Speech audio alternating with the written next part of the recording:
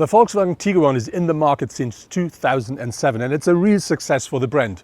In 2019 alone, Volkswagen sold more than 900,000 units of that car, and so it's even more successful than the Volkswagen Golf.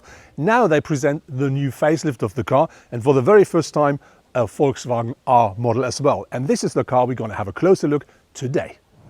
The heart of our Tiguan R is a new 2-liter 4-cylinder turbo petrol engine, and that delivers 235 kilowatts or 320 horsepower and a maximum of 420 newton meters of torque, and it's combined in that car with a 7-speed DSG gearbox, and that powers all the 4 wheels, and so that gives you some nice driving figures. For instance, the car is limited at 250 kilometers per hour top speed, and unfortunately Volkswagen didn't deliver any official consumption data, but I would say if you want to be on the safe side, calculate something between 8 up to 10 liters per 100 kilometer driven. With 1.86 m in width, the Tiguan is as wide as its predecessor, but there are still some changes with the facelift, so we're going to have to talk about. For instance, when you look at the hood, it's a bit more upright here at the front and it's a bit higher than with the predecessor, and that shape here also has changed slightly. And together with the grille, the car now looks from the front a little bit more like its bigger brother Touareg. And important to note, the Tiguan now always comes with LED headlamps, but our car features the optional Matrix LED IQ light system, which means we talk about 24 single LEDs per headlamp. And when you look at the front of the car, it's the Tiguan R, which should look very sporty, and so you do find a big air intake down here, which I do like a lot. But when you look at the side, like here, I think this is a touch too much for a compact SUV. Part of our interior trim level with the R is we do not only have the Digital Cockpit Pro and the R Sports steering wheel, we also have, I think most important, this special sports seats with an integrated headrest, because they do not offer loads and loads of comfort, they also offer more than enough support, and I can tell you the headrest is, even for a person like me, absolutely fine. The new Tiguan is available with a 130 horsepower petrol engine from around 28,200 euros in Germany. The next equipment level Live costs just under 1,800 euros more, but offers for instance the AirCare Climatronic and the automatic distance control ACC. In addition, Volkswagen also offers the version Elegance from 36,856 and the R-Line from 39,230 euros. No prices have yet been communicated for the new 320 horsepower top variant Tiguan R. However, an amount under 60,000 euros is expected. Looking at the side of our test car, you instantly recognize this 21-inch alloys here. Important to know is the 21-inch are only an optional extra for the Tiguan R. If you talk about the normal Tiguan, that starts with 17-inch and you can order up to 20. And then, of course, at the side, nothing really has changed. The only thing is, if you find now this R badge here to know what car you're driving, we have, because of the R version, this caps here on the rearview mirrors, which looks a bit like alloy, and the same look is up here. And to give the car a bit more of a sporty look at the side, we have this side sails here, which, yeah, looks a bit more dynamic, a bit more aggressive. But overall, the car is 4.51 meters in length, which means it's a little bit longer than its predecessor, and that's only because of the new front and rear bumper. But to be really honest, the side is actually the same as with the predecessor. The Tiguan always comes with lane assist as well as with an emergency brake assist, including pedestrian recognition. But on top of this, you can of course configure loads and loads of extra driver assist and safety systems. And the list you see now is just to give you some examples of it.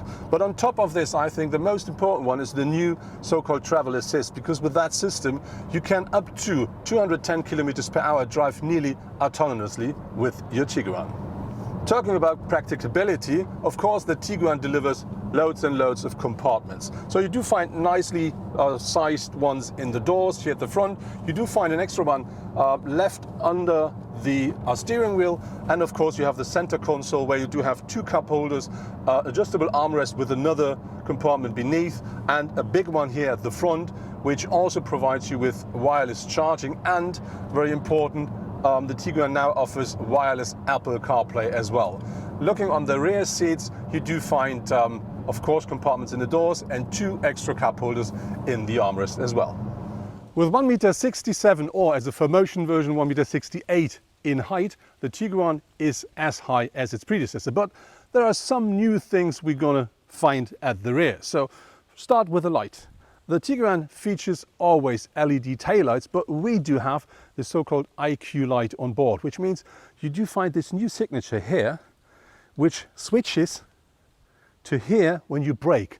And you may remember we saw that first time at the Volkswagen Passat, and that should attract people's eyes more to let them know you're braking.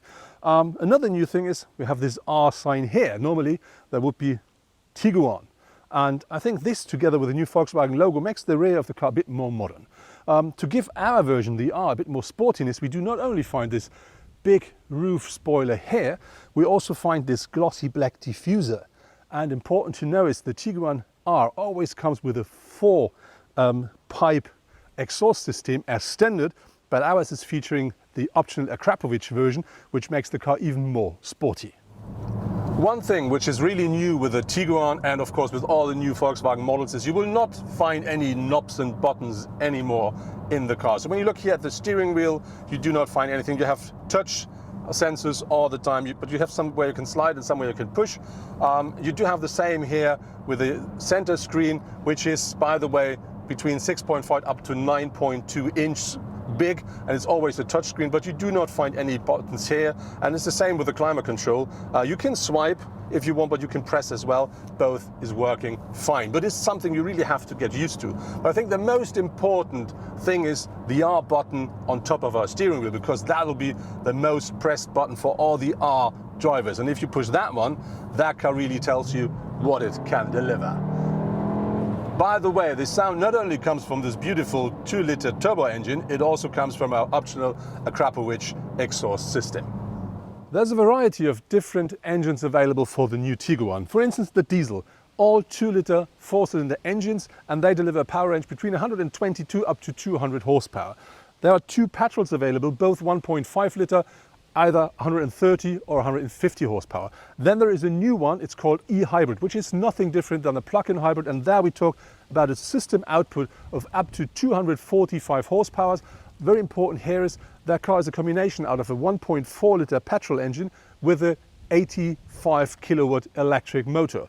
And then there is the car we're driving, the Tiguan R, and that features a 2-liter turbo petrol engine, and the output here is 320 horsepower, 450 newton meters of maximum torque, and it's powered to all 4 wheels.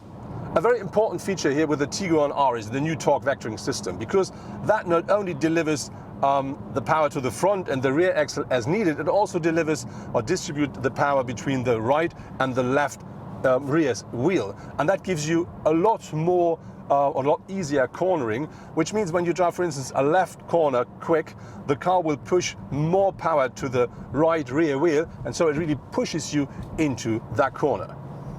What I really do like a lot are these new gear shift pedals here at the steering wheel, because these are not these small tiny things from the old Tiguan. They really tell you, yes, here we talk about sport.